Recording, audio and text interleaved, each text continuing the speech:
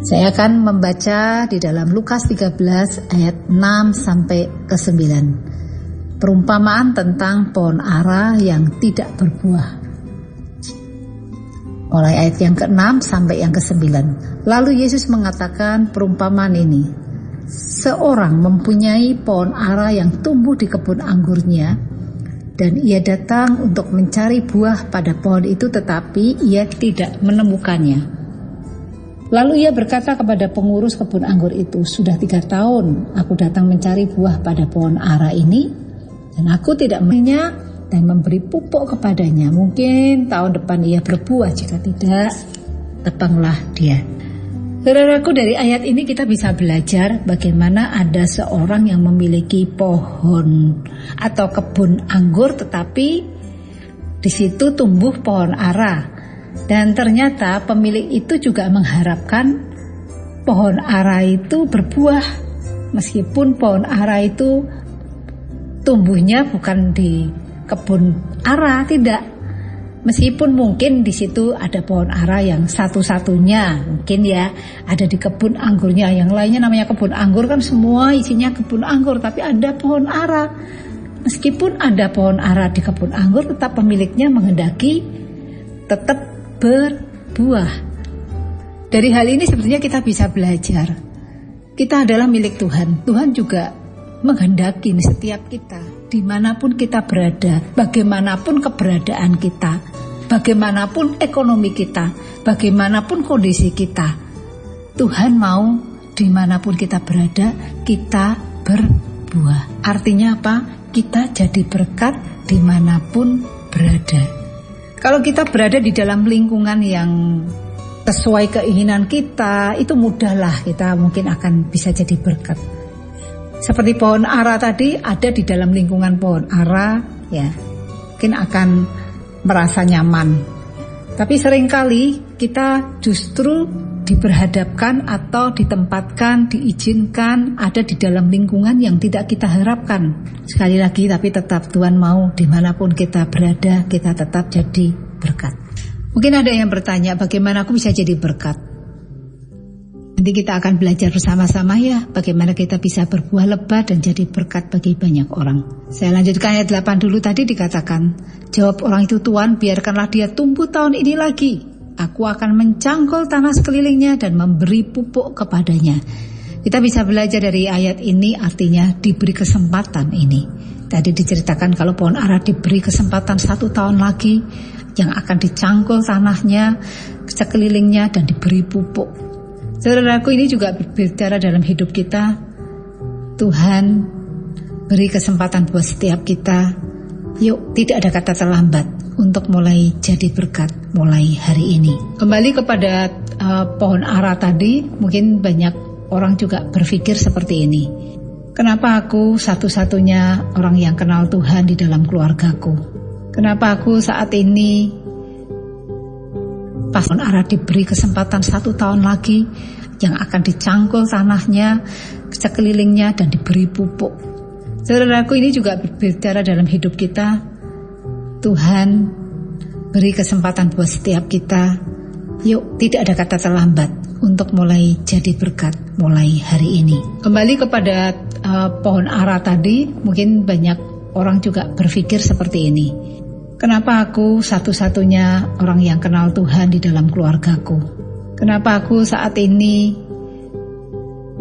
pasanganku adalah pasangan yang punya karakter seperti ini, yang begitu kasar terhadapku? Mengapa aku dilahirkan dari keluarga yang miskin seperti ini? Dan lain sebagainya, dan lain sebagainya. Saudaraku perlu sadar, perlu menyadari sungguh-sungguh bahwa kondisi apapun dalam hidup kita, Tuhan punya rencana. Amin. Kita akan mulai belajar bagaimana kita bisa berbuah lebat dan jadi berkat. Di dalam Yohanes 15 ayat 5, "Akulah pokok anggur dan kamulah ranting-rantingnya.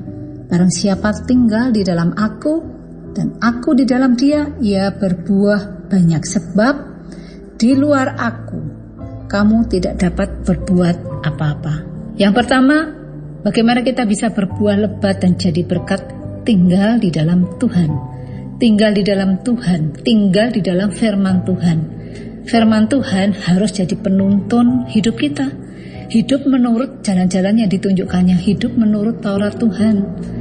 Bagaimana caranya? Ya terus nempel, terus mendekat kepada Tuhan melalui apa?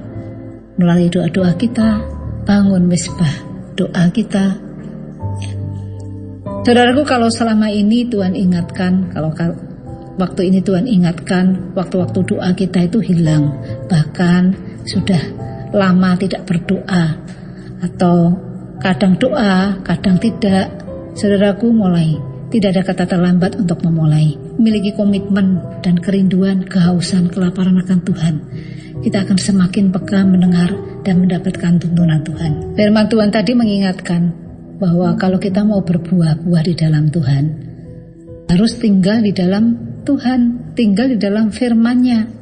Tanpa tinggal di dalam Tuhan, tanpa tinggal di dalam firman Tuhan, kita tidak bisa berbuat apa-apa. Itu firman Tuhan tadi katakan seperti itu. Yang kedua, yaitu mengandalkan Tuhan dan menaruh harapan kepada Tuhan. Saya akan bacakan Yeremia 17 ayat 7-8. Diberkatilah orang yang mengandalkan Tuhan, yang menaruh harapannya pada Tuhan. Ia akan seperti pohon yang ditanam di tepi air, yang merambatkan akar-akarnya ke tepi batang air, dan yang tidak mengalami datangnya panas terik, yang daunnya tetap hijau, yang tidak khawatir dalam tahun kering, dan yang tidak berhenti menghasilkan buah. Orang yang mengandalkan Tuhan, berjalan dalam tuntunan dan menaruh harapan pada Tuhan, dikatakan tetap berbuah meskipun dalam tahun yang kering. Dalam masa-masa sulit pun tidak berhenti menghasilkan buah. Amin. Mungkin saudara bertanya, apa mungkin aku bisa jadi berkat buat orang lain? Apakah mungkin aku bisa jadi berkat buat keluar batang air, dan yang tidak mengalami datangnya panas terik, yang daunnya tetap hijau, yang tidak khawatir dalam tahun kering, dan yang tidak berhenti menghasilkan buah. Orang yang mengandalkan Tuhan, berjalan dalam tuntunan dan menaruh harapan pada Tuhan, dikatakan tetap berbuah meskipun dalam tahun yang kering. Dalam masa-masa sulit pun tidak berhenti menghasilkan buah. Amin. Mungkin saudara bertanya, apa mungkin aku bisa jadi berkat buat orang lain? Apakah mungkin aku bisa jadi berkat buat keluargaku melalui hidupku? Aku sendiri punya tantangan, punya masalah yang belum terselesaikan. Banyak orang yang beralasan untuk jadi berkat. Seringkali seorang itu mengukur jadi berkat itu melalui materi. Seringkali hanya fokusnya itu hanya pada diri sendiri, ya, mengasihani diri sendiri. Ya. Padahal kalau kita tahu banyak hal, saudaraku, yang bisa kita pakai untuk memberkati orang lain. Banyak hal yang bisa kita pakai lewat hidup kita, lewat waktu kita, perhatian kita, lewat talenta karunia yang Tuhan berikan, yang sudah diberikan Tuhan buat kita. Itu bisa kita pakai jadi untuk memberkati orang-orang lain. Kalau melihat kemampuan kita, mungkin kita merasa tidak mampu untuk jadi berkat, tetapi sekali lagi diingatkan, andalkan Tuhan dan menaruh harapan kita sepenuhnya kepada Tuhan. Saudaraku, saya senang sekali dengan satu ayat firman yang seringkali ini kita sudah dengar. Carilah dahulu kerajaan Allah dan kebenarannya, maka semuanya itu akan ditambahkan kepadamu. Saudaraku, saat hidup kita alihkan tidak melihat diri, hanya fokus kepada diri sendiri, tapi kita melihat orang lain. Kita memberkati orang lain. Kita jadi berkat buat orang lain. Kita jadi saluran berkat buat orang lain. Firman Tuhan katakan, apa yang tidak pernah kita minta timbul dalam hati, ya, Tuhan itu sediakan. Firman Tuhan katakan semuanya akan ditambahkan kepadamu. Saat kita mengutamakan orang lain, jadi berkat buat orang lain. Tuhan tidak pernah tinggal diam, saudaraku. Dia pasti akan memelihara hidup kita, menjawab setiap pergumulan saudara dan saya. Amin. Saudaraku masih ingat cerita tentang Salomo, di mana waktu itu Tuhan menampakkan diri kepada Salomo dalam mimpi. Nanti saudara bisa baca sendiri ya di dalam 1 Raja-Raja ayatnya yang ketiga. Nanti saudara bisa baca tentang Salomo. Jadi Tuhan menampakkan diri kepada Salomo dalam mimpi waktu malam. Kemudian Tuhan berfirman, minta apa yang hendak kuberikan kepadamu. Kamu minta apa, Salomo? Ya, ini saya bahasakan seperti itu. Apa yang dikatakan Salomo? Berikanlah kepada hambamu ini hati yang faham menimbang perkara untuk menghakimi umatmu dengan dapat membedakan antara yang baik dan jahat. Sebab siapakah yang sanggup menghakimi umatmu yang sangat besar ini? Saya percaya Salomo sebenarnya punya banyak kebutuhan lah, namanya manusia, punya seperti kita semua juga punya kebutuhan. Tapi dia Salomo dalam mimpi waktu malam, kemudian Tuhan berfirman, minta apa yang hendak kuberikan kepadamu. Kamu minta apa, Salomo? Ya, ini saya bahasakan seperti itu. Apa yang dikatakan Salomo? Berikanlah kepada hambamu ini hati yang faham menimbang perkara untuk menghakimi umatmu dengan dapat membedakan antara yang baik dan jahat. Sebab siapakah yang sanggup menghakimi umatmu yang sangat besar ini? Saya percaya Salomo sebenarnya punya banyak kebutuhan lah, namanya manusia, punya seperti kita semua juga punya kebutuhan. Tapi dia minta kepada Tuhan hati yang bisa menimbang perkara, menghakimi umat, dapat membedakan yang baik dan jahat. Nah, karena umatnya itu yang Tuhan percayakan besar, jadi supaya bijaksana. Ya, dia tidak memikirkan untuk diri sendiri, tapi permintaan hikmat itu. Tidak fokus permasalahannya diri sendiri, tapi fokusnya untuk bisa menghakimi umat yang besar dengan bijaksana. Terus kalau kita baca selanjutnya ya, apa kata Tuhan?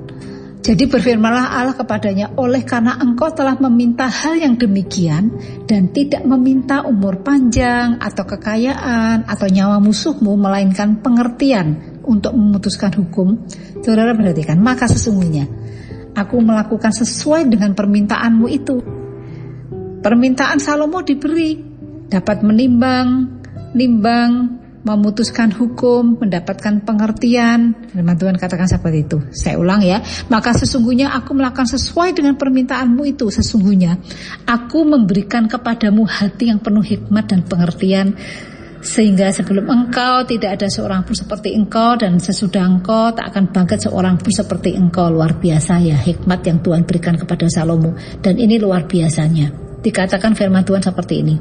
Dan juga apa yang tidak kau minta, aku berikan kepadamu, baik kekayaan maupun kemuliaan, sehingga sepanjang umurmu takkan ada seorang pun seperti engkau di antara raja-raja. Saudara, kalau kita perhatikan, kalau tadi kita firman Tuhan katakan, cari dahulu kerajaan Allah dan kebenarannya, maka semuanya akan ditambahkan kepadamu. Satu contoh seperti Salomo ini. Salomo minta hikmat dalam memutuskan hukum oleh Tuhan, dan Tuhan jawab doanya. Tapi karena yang diminta bukan untuk fokus diri sendiri, justru firman Tuhan katakan, apa yang tidak kau minta aku berikan kepadamu, baik kekayaan maupun kemuliaan, sehingga sepanjang umurmu tak akan ada seperti engkau di antara raja-raja. Saudaraku, sama saat kita mengutamakan apa yang jadi kerinduan Tuhan, ya kita jadi berkat.